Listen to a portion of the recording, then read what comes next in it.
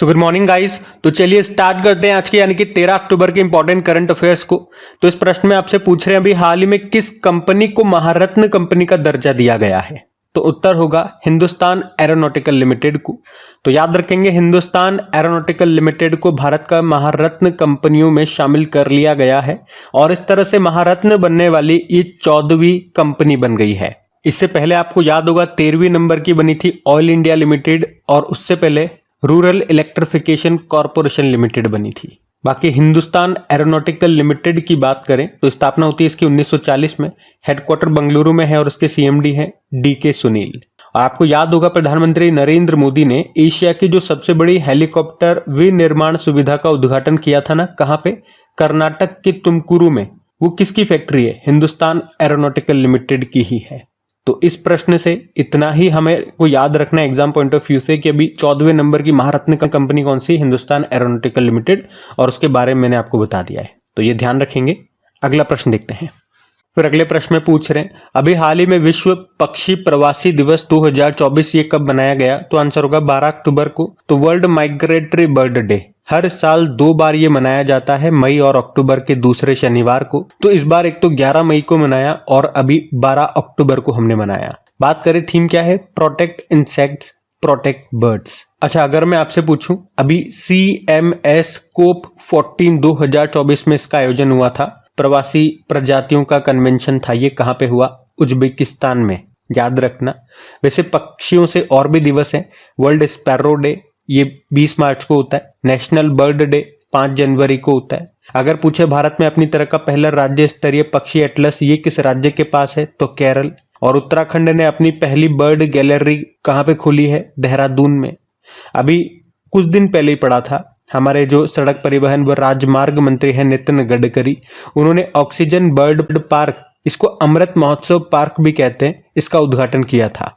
कहाँ पे? नागपुर में। नागपुर में जो नागपुर हैदराबाद नेशनल हाईवे 44 है वहां पर। और bird man of India Salim Ali को कहते हैं। सलीम अली से याद रखना, इनके नाम पे एक नेशनल पार्क भी है और एक बर्ड सेंचुरी भी है। तो नेशनल पार्क तो आपको जम्मू कश्मीर में मिलेगा और बर्ड सेंचुरी आपको गोवा में मिलेगा, इतना जरूर ध्यान रखना। वैसे डे वाला प्रश्न है। तो चलो अक्टूबर में अभी तक कौन कौन से डेज हमने मनाए एक बार मैं आपको रिवाइज करवाऊं। तो देखो 1 अक्टूबर को वृद्धजन दिवस, कॉफी डे और वेजिटेरियन डे। 2 अक्टूबर को अंतर्राष्ट्रीय अहिंसा दिवस, स्वच्छ भारत दिवस।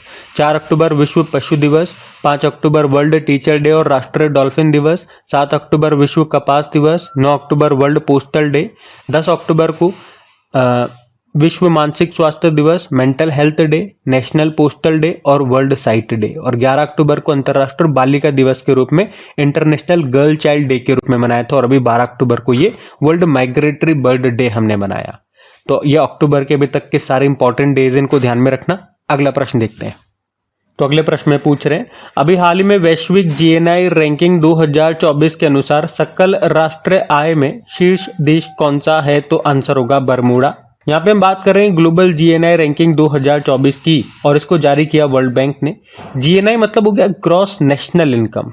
इसका मतलब क्या होता है, क्या समझते हैं इससे आप? देखो आपने GDP तो सुना होगा, ग्रोस डोमेस्टिक प्रोडक्ट। तो किसी देश के भीतर उत्पादित वस्तुओं और सेवाओं का जो मूल्य है वो रिप्रेजेंट करता है GDP को।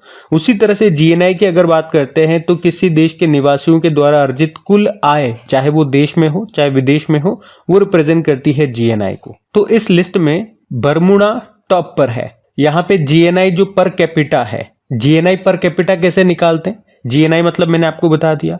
तो GNI को अगर उस देश की टोटल पॉपुलेशन से डिवाइड कर देंगे तो GNI पर कैपिटा आ जाएगा। तो इसका कितना है? 125 $210 है। तो इसके साथ बरमूडा टॉप पर है, ये याद रखेंगे। अच्छा, अब आप पूछोगे इसमें भारत की रैंक क्या है? तो भारत इसमें 150वें स्थान पर है। यहाँ पे GNI पर कैपिटा है $2390। तो ये आप ध्यान रखना। बाकी अभी रैंकिंग वाला एक आध दिन पहले ही प्रश्न आया था और आपको याद हो 2024 की सारी इंपॉर्टेंट रैंकिंग्स मैंने आपको रिवाइज कराई थी। तो आज मैं आपको रिवाइज नहीं कराऊंगा, लेकिन फिर भी आप में से एक स्टूडेंट ने बोला है कि जो लास्ट वाली शीट है उसको एक आध बार रिवाइज करवा दें, क्योंकि वो बिल्कुल नई शीट है, उसका कम रिवीजन हुआ है। तो चलो उसको जरूर रिवाइज कर लेते हैं। जैसे कि वैश्विक नवाचार सूचकांक इनोवेशन इंडेक्स में भारत 39 पे है, टॉप पे स्विट्जरलैंड है। वर्ल्ड टैलेंट इंडेक्स में भारत 58 पे है, टॉप पे स्विट्जरलैंड है। एशिया पावर इंडेक्स में भारत तीसरे स्थान पर है, पहले पे अमेरिका, दूसरे पे चाइना। शहरी शासन सूचकांक अर्बन गवर्नेंस इंडेक्स में टॉप पर केरल है। विश्व का चौथा देश कौन सा बन गया है जिसका विदेशी मुद्रा भंडार फॉरेन जो फॉरेक्स रिजर्व है 700 बिलियन डॉलर के पार कर गया? तो भारत, पहले पे चाइना, फिर यूके, फिर Japan. Asia power index report 2024 में सबसे शक्तिशाली देश ये अमेरिका है, फिर चाइना है, फिर भारत है। और अभी ग्लोबल हंगर इंडेक्स हमने पढ़ा था, इसमें भारत 105वें स्थान पर है, तो ये ध्यान रखना। अगला प्रश्न देखते हैं। तो अगले प्रश्न में पूछ रहे हैं, हाल ही में माओवादी प्रभावित क्षेत्रों के लिए ग्रामोदय योजना किसने शुरू की है? तो आंसर होगा उड़ीसा ने। तो अभी हाल ही में उड़ीसा सरकार ने नक्सल प्रभावित गांवों के विकास के लिए अभी ग्रामोदय योजना को शुरू किया है, जिसका उद्देश्य क्या है? इन गांवों में सामाजिक आर्थिक विकास को बढ़ावा देना और पिछड़े क्षेत्रों में विकास परियोजनाओं को लागू करना। इस योजना के तहत स्वास्थ्य, शिक्षा, बुनियादी ढांचे और रोजगार के अवसरों को बढ़ावा देने के लिए विशेष पहल शुरू की जाएगी। अब बात उड़ीसा की है, तो मैं आपको ले चलता हूँ उड़ीसा। ये रहा मैप में उड़ीसा। देखो, उड़ीसा की कैपिटल भुवनेश्वर है, मुख्यमंत्री है मोहन चरण मांझी, गवर्नर है रघुबर दास, राजकीय पशु सांबर डियर है, पक्षी है इंडियन रोलर, वृक्ष है पीपल का, पुष्प है अशोक फ्लावर। यहाँ पे भितरकनिका नेशनल पार्क मिलेगा, सिमलीपाल नेशनल पार्क है, हीराकुड बांध आपको यहाँ पे मिलेगा महानदी पर, इंद्रावती बांध मिलेगा इंद्रावती नदी पर। और यहाँ पे जो व्हीलर द्वीप है उसका नाम बदल के अब्दुल कलाम द्वीप कर दिया गया। क्लासिकल डांस है ओडिसी, क्लासिकल लैंग्वेज है उड़िया। कोणार्क सूर्य मंदिर आपको यहीं पे मिलेगा, जिसे ब्लैक पैगोडा कहते हैं, और व्हाइट पैगोडा जगन्नाथ मंदिर को कहते हैं। और नुआखाई महोत्सव यहाँ मनाया जाता है, रजा पर्व महोत्सव, बाली जात्रा महोत्सव, कोणार्क नृत्य महोत्सव, छऊ महोत्सव, बोईता बंदना महोत्सव, शीतल षष्ठी पर्व, धानु जात्रा महोत्सव। ये उड़ीसा के कुछ इंपॉर्टेंट फेयर एंड फेस्टिवल्स हो गए। कुछ यहाँ के करंट अफेयर्स भी मैं आपको रिवाइज करवाऊं तो आपको याद आएगा कि अभी उड़ीसा के काई चटनी को, कोरापुट काला जीरा चावल को जीआई टैग मिला था। उड़ीसा के सिमलीपाल टाइगर रिजर्व में दुनिया में अपनी तरह की पहली मेलनेस्टिक टाइगर सफारी शुरू हुई। लघु बाण जाति द्रव्य कार्य योजना लाभा योजना यहाँ शुरू हुई थी। उड़ीसा विधानसभा की दूसरी महिला अध्यक्ष सुरमा पाड़ी बनी। मुख्यमंत्री संपूर्ण पुष्टि योजना शुरू हुई। भारत का सबसे बड़ा प्राकृतिक आर्क यहाँ पे खोजा गया था। उड़ीसा ने भारत का पहला क्षेत्रीय एआई न्यूज एंकर लॉन्च किया था, लीसा नाम है। राष्ट्रपति द्रौपदी मुर्मू ने सर्वश्रेष्ठ राज्य के रूप में उड़ीसा को भूमि सम्मान पुरस्कार से सम्मानित किया। मुख्यमंत्री संपूर्ण पुष्टि योजना अबादा योजना शुरू हुई। कपिलेश्वर मंदिर है यहाँ पे भुवनेश्वर में, इसे अभी आर्कियोलॉजिकल सर्वे ऑफ इंडिया ने संरक्षित स्मारकों की सूची में शामिल किया था। उड़ीसा के कोरापुट जिले के गुप्तेश्वर वन को राज्य के चौथे जैव विविधता विरासत स्थल के रूप में घोषित किया गया। स्वयं योजना यहाँ शुरू हुई थी। देश का पहला राइस एटीएम यहाँ पे खुला था भुवनेश्वर में। उड़ीसा बनाएगा भारत की पहली आदिवासी स्वास्थ्य वेधशाला, ये हमने पढ़ा। सुभद्रा योजना यहाँ शुरू हुई थी। कामकाजी महिलाओं के लिए मासिक धर्म अवकाश घोषित करने वाला ये तीसरा राज्य बना था। पहले दो कौन से हैं? केरल और बिहार। भारत की पहली सिलिकॉन कार्बाइड सुविधा का उद्घाटन यहाँ पे हुआ भुवनेश्वर में। मनकीडिया समुदाय उड़ीसा में वनों पर निवास अधिकार पाने वाला छठा विशेष रूप से कमजोर जनजातीय ग्रुप, जिसे आप पीबीटीजी ग्रुप कहते हैं, वो बना था। टाटा स्टील ने भारत की सबसे बड़ी ब्लास्ट फर्नेस सुविधा कहाँ पे शुरू की थी? उड़ीसा के कलिंग नगर में। और एक हमने पढ़ा था अभी यहाँ पे एकलव्य पुरस्कार 2024 दिया गया प्रत्यक्षा रे को। ये तैराक है, स्विमर है। और एक प्रश्न उड़ीसा के मैप से आप देखो, ये चिल्का लेक है, ये भारत की सबसे बड़ी खारे पानी की लगून झील है, तो ये चिल्का लेक भी ध्यान में रखना। अगला प्रश्न देखते हैं। और अगर आप में से कोई स्टूडेंट पहली बार यहाँ पे करंट अफेयर्स पढ़ रहे हैं तो आपको बता दूं, इन सभी क्वेश्चंस का पीडीएफ आपको मिल जाएगा। ये क्वेश्चंस, ये जो एक्स्ट्रा शीट्स मैं आपको दे रहा हूँ रिवीजन की, ये सब आपको यहाँ पे मिल जाएंगे। कहाँ मिलेगी पीडीएफ? और ये पीडीएफ बिल्कुल फ्री है, टेलीग्राम चैनल पे मिलेगी, जिसका लिंक नीचे डिस्क्रिप्शन बॉक्स में है। तो लिंक पे क्लिक करेंगे तो डायरेक्ट वहां चले जाएंगे और वहां पे ज्वाइन का बटन होगा, तो उसे प्रेस करके ज्वाइन कर लीजिएगा। उससे क्या होता है, जब भी पीडीएफ अपलोड होगी, वीडियो अपलोड होता है या कोई भी इन्फॉर्मेशन मुझे देनी है, तो सबसे पहले नोटिफिकेशन आपके पास मिल जाएगा। बाकी अगर सेशन अच्छा लगे तो प्लीज वीडियो को लाइक जरूर कीजिएगा, दोस्तों के साथ में एक बार शेयर जरूर कर देना। अभी हम अगला प्रश्न देखते। तो अगले प्रश्न में पूछ रहे हैं, अभी हाल ही में केंद्र सरकार ने किस राज्य के कैमूर को राज्य का दूसरा टाइगर रिजर्व बनाने की मंजूरी दी है? तो आंसर होगा बिहार। आपको पता है भी बिहार में एकमात्र टाइगर रिजर्व है कौन सा? वाल्मीकि टाइगर रिजर्व पश्चिमी चंपारण में आपको मिलेगा। और वर्तमान में यहाँ पे 54 टाइगर रिजर्व है, और वर्तमान में यहाँ पर 54 टाइगर हैं, जिसकी मैक्सिमम कैपेसिटी तो 45 है, लेकिन है 54। इसलिए यहाँ पे अब एक और टाइगर रिजर्व बनाना जरूरी है, और इसीलिए यहाँ पर अभी दूसरे टाइगर रिजर्व को केंद्र सरकार ने मंजूरी दे दी है, और इसका नाम है कैमूर वाइल्ड लाइफ सेंचुरी, जो अब टाइगर रिजर्व बनेगा। अब यहाँ पे ध्यान से सुनना, इसको मंजूरी मिल गई है केंद्र सरकार से। अभी स्टेट ने फाइनल नोटिफाई नहीं किया है, जब ये नोटिफाई कर देगा तो इसे नंबर मिल जाएगा कि हाँ भैया ये 56 नंबर का है, या जो भी नंबर इनको देना होगा, भैया इतने नंबर का टाइगर रिजर्व है। लेकिन अब ये जल्द बन जाएगा, जब फाइनल स्टेट के द्वारा इसे नोटिफाई कर दिया जाएगा तो एक बार फिर मैं आपको बता दूंगा। वैसे अभी आज तक अगर हम बात करें तो भारत में टोटल कितने टाइगर रिजर्व हैं? 55 हैं। 55वें नंबर का कौन सा बना था? धौलपुर करौली टाइगर रिजर्व जो राजस्थान। उससे पहले 54 नंबर का रानी दुर्गावती टाइगर रिजर्व मध्य प्रदेश में, 53rd नंबर का रानीपुर टाइगर रिजर्व ये उत्तर प्रदेश में, और इससे पहले 52 नंबर का रामगढ़ विषधारी टाइगर रिजर्व जो राजस्थान में है। पहला कौन सा था? जिम कॉर्बेट टाइगर रिजर्व जो उत्तराखंड में है। वर्ल्ड टाइगर डे हम 29 जुलाई को मनाते हैं, और प्रोजेक्ट टाइगर कब आया था? 1973 में। टाइगर मैन ऑफ इंडिया के नाम से किन्हें जानते हैं? कैलाश सांखला को। वैसे बात यहाँ पे तो बिहार की है, तो चलो फिर बिहार चलते हैं। ये रहा मैप में बिहार। देखो बिहार की कैपिटल पटना है, मुख्यमंत्री नीतीश कुमार, और गवर्नर कौन है? राजेंद्र विश्वनाथ अर्लेकर। बिहार दिवस ये 22 मार्च को होता है, उस दिन वर्ल्ड वाटर डे भी होता है। यहाँ पे हमने कहा वाल्मीकि आपको नेशनल पार्क जो कि एक टाइगर रिजर्व भी है, Rajgir wild life sanctuary, Kaimur wild life sanctuary आपको यहाँ पे मिल जाएगा। यहाँ से भी कुछ करंट अफेयर्स के प्रश्न मैं आपको पहले रिवाइज करवाऊँ तो आपको याद होगा बिहार सरकार ने मौसम की जानकारी देने के लिए एक एप्लीकेशन लॉन्च किया था, उसका नाम मौसम बिहार है। स्वास्थ्य सेवाओं में सुधार के लिए मिशन परिवर्तन यहाँ पे शुरू हुआ था। थावे महोत्सव यहाँ मनाया जाता है। बिहार के मार्चा चावल को जीआई टैग मिला था। एक बुक है the book of Bihari literature, इसको अभय के ने लिखा। देश का सबसे बड़ा रबड़ डैम का उद्घाटन यहीं पे हुआ था, गया बिहार में। और यूनेस्को के विश्व धरोहर सूची में बिहार के 2 स्थल शामिल हैं, नालंदा विश्वविद्यालय और बोध गया का महाबोधि मंदिर।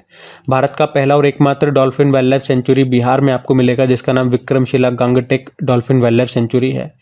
और मधेपुरा रेल कोच फैक्ट्री भी आपको बिहार में मिलेगी, ये प्रश्न एग्जाम में आया था इसलिए मैंने यहाँ पे डाल दिया। और जयप्रकाश नारायण इंटरनेशनल एयरपोर्ट ये आपको पटना में मिलेगा। 2 हरित ऊर्जा कुशल शहर वाला भारत का पहला राज्य ये आपको बिहार में मिलेंगे, एक तो राजगीर है और एक बोध गया है। उसके अलावा बिहार के भागलपुर में खुलेगा राज्य का पहला कछुआ पुनर्वास केंद्र। मधुबनी पेंटिंग ये किस राज्य की है? बिहार की है, जिसे जीआई टैग प्राप्त है। ये प्रश्न भी एग्जाम में आ चुका है। किस नदी को बिहार का शोक कहते हैं? कोसी नदी को। और इसी कारण से कोसी मोची नदी जोड़ परियोजना शुरू हुई थी। और कर्पूरी ठाकुर जननायक इन्हें कहते हैं, भारत रत्न मिला अभी 2024 में। खेलो इंडिया अस्मिता योगासन लीग पूर्वी क्षेत्र ये पटना में हुआ। राज्य का पहला खेल परिसर और खेल विश्वविद्यालय कहाँ पे खुला? राजगीर में। और राजगीर में ही प्रधानमंत्री नरेंद्र मोदी ने नालंदा विश्वविद्यालय के नए परिसर का उद्घाटन किया था। उसके अलावा बिहार के नागी पक्षी अभ्यारण्य और नकटी पक्षी अभ्यारण्य को रामसर स्थल में शामिल किया। और तांबे से बना बापू टावर का उद्घाटन अभी पटना में हुआ था। और इस साल नवंबर में जो 8वीं महिला एशियाई हॉकी चैंपियंस ट्रॉफी 2024 प्रतियोगिता होगी बिहार में होगी, बिहार के राजगीर में, जिसका मैस्कॉट शुभंकर है गुड़िया। बाकी अभी भारत की पहली ट्रांसजेंडर सब इंस्पेक्टर ये मानवी मधु कश्यप बनी थी, जो बिहार से हैं। तो बिहार के ये सारे करंट अफेयर्स भी हैं, इनको भी ध्यान में रखना। अगला प्रश्न तो अगले प्रश्न में पूछ रहे हैं कि 44वें और 45वें आसियान समिट 2024 का आयोजन कहाँ पे किया गया? तो आंसर होगा लाओस में। तो आसियान के अभी 44वें और 45वीं समिट का आयोजन हुआ लाओस की कैपिटल वियंटान में, जिसकी थीम क्या है? ASEAN enhancing connectivity and resilience. और हमने पढ़ा था भी लाओस में ही 21वीं आसियान भारत समिट का भी आयोजन हुआ था, जिसमें प्रधानमंत्री नरेंद्र मोदी ने हिस्सा लिया था। देखो आसियान की हम बात करेंगे, लेकिन उससे पहले आसियान की जो पहली समिट हुई थी वो 1976 में हुई थी इंडोनेशिया में। और लास्ट जो समिट हुई थी 2023 में 43rd नंबर की, वो भी इंडोनेशिया में ही हुई थी। और आसियान की अगर बात करें, association of south east Asian nation, जिसकी स्थापना होती है 8 अगस्त 1967 को। इसमें टोटल सदस्य देश 10 हैं और अभी 11वां भी बन गया है वैसे। उसका नाम ईस्ट तिमोर है, तिमोर लेस्ते जिसे आप बोलते हो। मुख्यालय आपको जकार्ता इंडोनेशिया में मिलेगा। अब यहाँ पे मैं आपको कुछ इंपॉर्टेंट समिट्स रिवाइज करवाऊंगा। अच्छा, उससे पहले लाओस भी न्यूज में है ना, ये भी एक बार मैं आपको मैप में दिखा दूं। ये रहा मैप में लाओस। कैपिटल हमने कहा वियंटान होती है, करेंसी है लाओटियन किप। चलो इंपॉर्टेंट समिट्स हम रिवाइज करें। तो आपको याद है G7 समिट 2024 इसको होस्ट कर रहा है इटली, G20 को ब्राजील, और आपको याद होगा पिछले साल G20 को भारत ने होस्ट किया था जब इसमें नया सदस्य देश अफ्रीकन यूनियन बना था जिसका मुख्यालय एडिस अबाबा इथोपिया में है। ब्रिक्स समिट इस बार रशिया होस्ट कर रहा है और आपको जरूर याद होगा ब्रिक्स में इस साल 5 नए सदस्य देश बने हैं। कौन कौन? इजिप्ट, इथोपिया, ईरान, सऊदी अरब और UAE। और कौन सा देश नहीं हुआ शामिल? उसका नाम अर्जेंटीना है। ये प्रश्न एग्जाम में पूछा जा चुका है, मैंने आपको कई बार बताया है, तो ध्यान रखना। क्वाड समिट इस बार होस्ट किया अमेरिका ने। COP29 2024 का आयोजन बाकू अजरबैजान में होगा। पिछले साल COP28 UAE में हुआ। आसियान समिट हमने कहा लाओस में हुआ। और ये प्रश्न अभी किसी एग्जाम में आया था, आप ही में से एक स्टूडेंट ने मुझे बताया है। तो इस तरह के अगर आपके कोई प्रश्न एग्जाम में मिलते हैं ना, जो हम शीट रिवाइज करते हैं, तो आप बताया कीजिए ताकि उसको मैं यहाँ पे मेंशन कर दूंगा। तो उससे आपको भी पढ़ते वक्त, रिवाइज करते वक्त थोड़ा सा कॉन्फिडेंस आएगा, तो आपका इंटरेस्ट डेवलप होगा चीज़ों को बोलने में और पढ़ने में। बाकी SCO समिट इस बार कजाकिस्तान में हुआ, लेकिन इस बार इसका नया सदस्य देश कौन सा बना था? चलो, ये ईरान तो इसका 9वें नंबर का बना, अभी 10वें नंबर का भी इसका सदस्य बन गया। कौन बन गया ये आप बताएंगे। नाटो समिट अभी अमेरिका में हुआ, वॉशिंगटन DC में। और बिम्स्टेक समिट को होस्ट कर रहा है इस बार थाईलैंड। तो ये ध्यान रखना। अगला प्रश्न देखते हैं। तो फिर अगले प्रश्न में पूछ रहे हैं, अभी हाल ही में IRFC लिमिटेड के CMD अभी किसे नियुक्त किया गया है? तो मनोज कुमार दुबे को। IRFC यानी कि इंडियन रेलवे फाइनेंशियल कॉर्पोरेशन, और इसके CMD के रूप में अभी नियुक्त किया गया मनोज कुमार दुबे को। IRFC ये एक मिनीरत्न कंपनी है जिसकी स्थापना होती है 1986 में। नई दिल्ली में मुख्यालय है और अब CMD मनोज कुमार दुबे बन गए। चलो, कुछ और इंपॉर्टेंट अपॉइंटमेंट्स भी मैं आपको रिवाइज करवाऊं। आपको याद होगा अभी आर्मी मेडिकल सर्विस की पहली महिला डायरेक्टर जनरल साधना सक्सेना नायर बनी थी। रेलवे बोर्ड के नए CMD बने थे, अध्यक्ष और CEO बने थे सतीश कुमार। मनोज मित्तल ये सिडबी के CMD बने थे। रॉबर्ट J रवि BSNL के CMD बने। रणधीर सिंह एशियाई ओलंपिक परिषद के पहले भारतीय अध्यक्ष बने, तो इंपॉर्टेंट नाम है। भारतीय समाचार पत्र सोसाइटी के नए अध्यक्ष MV श्रेयम्स कुमार। सशस्त्र बल चिकित्सा सेवा की पहली महिला डायरेक्टर जनरल आरती सरीन। इंडियन एयरफोर्स के अभी वाइस चीफ बन गए सुजीत पुष्पाकर धारकर, SP धारकर आप बोल दो। National rifle association of India के नए अध्यक्ष कलिकेश सिंह देव। नेशनल क्राइम रिकॉर्ड ब्यूरो के चीफ आलोक रंजन। और नाल्को के अभी CMD बने थे विजेंद्र प्रताप सिंह। तो ये ध्यान में रखना। अगला प्रश्न देखते हैं।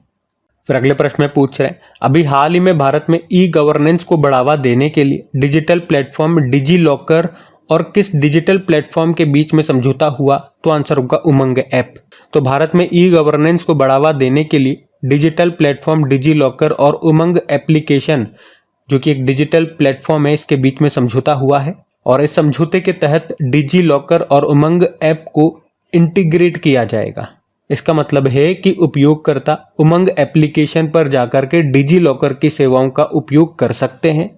तो इससे लोग एक ही एप्लीकेशन के माध्यम से अपने डिजिटल डॉक्यूमेंट्स को स्टोर कर सकते हैं, जैसे कि आधार कार्ड वगैरह, ड्राइविंग लाइसेंस वगैरह, और अदर गवर्नमेंट सर्विसेज तक आसानी से पहुंच सकते हैं। डिजी लॉकर की बात करें तो इंडियन गवर्नमेंट की एक डिजिटल सर्विस है जिसे ministry of electronics and IT ministry ने 2015 में लॉन्च किया था, जिसका उद्देश्य था जो भी आपके इंपॉर्टेंट डॉक्यूमेंट्स होते हैं उन्हें डिजिटल रूप से सुरक्षित और एक्सेसिबल बनाना, ताकि लोगों को फिजिकल कॉपी साथ रखने की आवश्यकता ना हो। और उमंग ऐप की बात करें, इस उमंग का मतलब होता है unified mobile application for new age governance. Bharat सरकार की एक डिजिटल सेवा के लिए ये एक सुपर ऐप है जिसे ministry of electronics and IT ministry ने ही लॉन्च किया था 2017 में। ये सभी E-गवर्नेंस सेवाओं के लिए सिंगल विंडो प्लेटफॉर्म है। तो अभी इन दोनों के बीच में ही समझौता हुआ है, इन दोनों को इंटीग्रेट कर दिया गया, मतलब जोड़ दिया गया। ये प्रश्न है, इसको ध्यान रखेंगे। अगला प्रश्न देखते हैं। फिर अगले में पूछ रहे, अभी हाल ही में टाटा ट्रस्ट के अध्यक्ष के रूप में किसे नियुक्त किया गया? तो आंसर होगा नोएल टाटा को। तो अभी टाटा ट्रस्ट के नए अध्यक्ष नोएल टाटा बन गए हैं। ये रतन टाटा जी के भाई हैं, या यूं कहूं कि सौतेले भाई हैं। मतलब जो उनके पिताजी थे रतन टाटा जी के, उनकी दूसरी वाइफ के ये बेटे हैं, ऐसा आप समझ सकते हो। और अब याद रखेंगे, रतन टाटा जी की जगह ये नोएल टाटा, ये टाटा ट्रस्ट के नए अध्यक्ष बन गए हैं। अच्छा आप लोग बताओ, वैसे रतन टाटा जी से संबंधित अभी एक पूरा प्रश्न मैंने आपको बताया था, सारी डिटेल में जानकारी दी थी जहां से भी एग्जाम में प्रश्न बन सकते हैं। तो वहीं से एक प्रश्न पूछता हूं कि अभी पद्म विभूषण से उनको कब सम्मानित किया गया था, ये आपको बताना है। बाकी ये जो नटराजन चंद्रशेखरन है ये टाटा सन्स के चेयरमैन है, ये नाम भी ध्यान में रखना, ठीक है। अगला देखते हैं। तो अगले में पूछ रहे हैं किस देश की यात्रा करने वाली राष्ट्रपति द्रौपदी मुर्मू पहली भारतीय राष्ट्रपति होंगी। तो आंसर हो जाएगा उपर्युक्त सभी, मलावी, मॉरिटानिया और अल्जीरिया। तो हमारी अभी राष्ट्रपति द्रौपदी मुर्मू ये 3 अफ्रीकी देशों की यात्रा पर गई हैं, मलावी, मॉरिटानिया और अल्जीरिया। और इन देशों की यात्रा करने वाली वो पहली भारतीय राष्ट्रपति बन गई हैं। ये जो अल्जीरिया है आपको बताए अफ्रीका महाद्वीप का सबसे बड़ा देश है क्षेत्रफल की दृष्टि से। इसकी कैपिटल होती है अल्जियर्स और करेंसी है अल्जीरियन दिनार। वहीं मॉरिटानिया की बात करें तो इसकी कैपिटल मैं आपको मैप में भी शो कर रहा हूं कि ये देश कहां कहां पर है, तो देख करके थोड़ा सा आपको ध्यान में रहेगा। तो कैपिटल नौकचौट इसकी होती है और मॉरिटेनियन ओगिया इसकी करेंसी है। मलावी की बात करेंगे, लिलोंगवे इसकी कैपिटल है और करेंसी है मलावियन कोचा। अच्छा इसी तरह से आपको याद आएगा पिछले साल जब वो सूरीनाम गई थी हमारी राष्ट्रपति जी, तो उनको सूरीनाम का सर्वोच्च सम्मान मिला था जिसे येलो स्टार कहते हैं। और इनके ऊपर एक बुक भी आई थी, Droupadi Murmu from tribal hinterland to Raisina Hills, इसको कस्तूरी रे ने लिखा।